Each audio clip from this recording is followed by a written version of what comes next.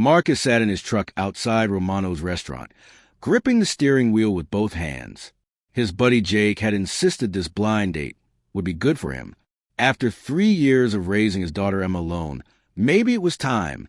He smoothed down his blue shirt one more time and walked inside. The hostess led him to a corner table where a woman, in a striking red dress, sat waiting. Her blonde hair was pulled back in a sleek ponytail, and she had the kind of beauty that made him suddenly aware of every awkward thing about himself. "Hi, I'm Marcus," he said, extending his hand. She smiled warmly but didn't respond. Instead, she raised her hands and began moving them in fluid motions. His stomach dropped. She was deaf. Jake hadn't mentioned that part. Actually, knowing Jake and his buddies laughing at the bar behind them, this was probably the whole point of the setup. Marcus glanced back and saw them watching, phones out, barely containing their laughter. They'd set him up as some kind of joke. His face burned with anger, but not at her, at them. He looked back at the woman, who was still waiting patiently, and something shifted inside him. He pulled out his phone and typed, "I'm Marcus. I don't know sign language, but I'd love to have dinner with you if you'll be patient with me." Her eyes widened as she read it. Then a genuine smile spread across her face. She typed back, "I'm Sophia, and yes, I like that." What happened next surprised everyone, especially his so-called friends. Marcus didn't leave.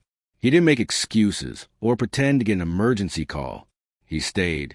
He pulled out his phone, and they began the slow, deliberate process of getting to know each other through typed words and gestures. She told him she was an art teacher at the community college. He told her about Emma, how she was 12 now and obsessed with soccer and mystery novels. Sophia's face lit up when he showed her photos of his daughter. She typed that she'd lost her hearing at 8 years old from meningitis, but never let it define her limitations. The conversation flowed in its own unique rhythm. Sometimes they both laugh at the same moment, typing furiously to share a thought. Other times they'd sit in comfortable silence, the kind that didn't need filling. Marcus found himself leaning forward, completely absorbed. He hadn't felt this connected to someone in years. Behind them, Jake and his friends had long stopped laughing. They watched in confusion as Marcus ordered wine, as he asked Sophia questions, as he seemed genuinely happy. This wasn't how the joke was supposed to go. Marcus excused himself to use the restroom. On the way, he walked past their table. "Having fun with your little joke?" he asked quietly. Jake shifted uncomfortably. "Come on, man, we were just trying to lighten you up."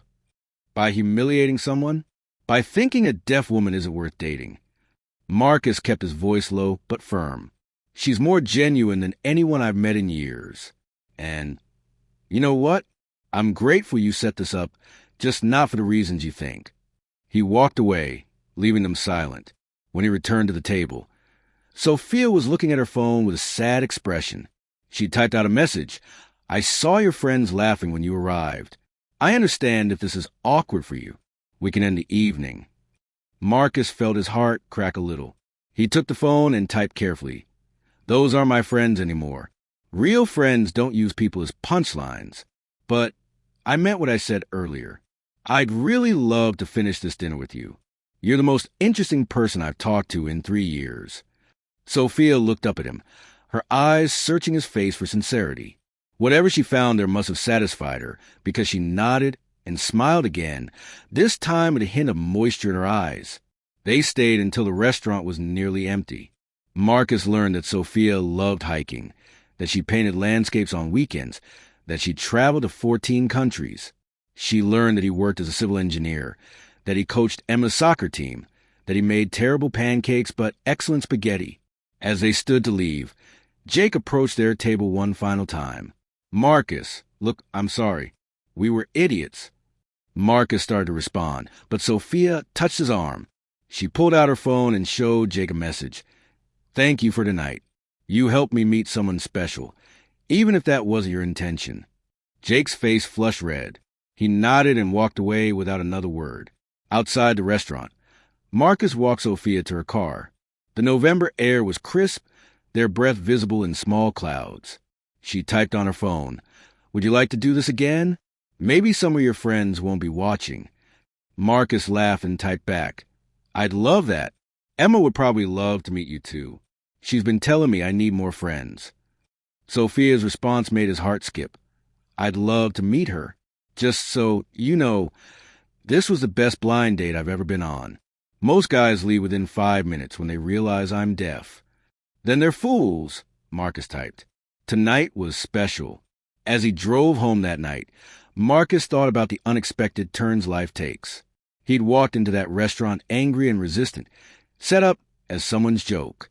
He'd walked out with hope, with a genuine connection, with the knowledge that sometimes the best things come from the worst intentions.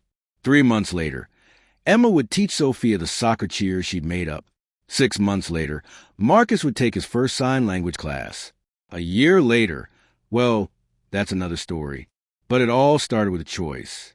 The choice to see a person, not a punchline. To stay when leaving would have been easier. To let kindness guide him instead of pride. Sometimes the greatest love stories begin in the most unlikely ways. Sometimes they start with silence and grow into something that speaks louder than words ever could. If this story touched your heart, please like, share, and subscribe for more stories about real human connection. Drop a comment below about a time when kindness changed everything for you. Your stories inspire ours. Retry.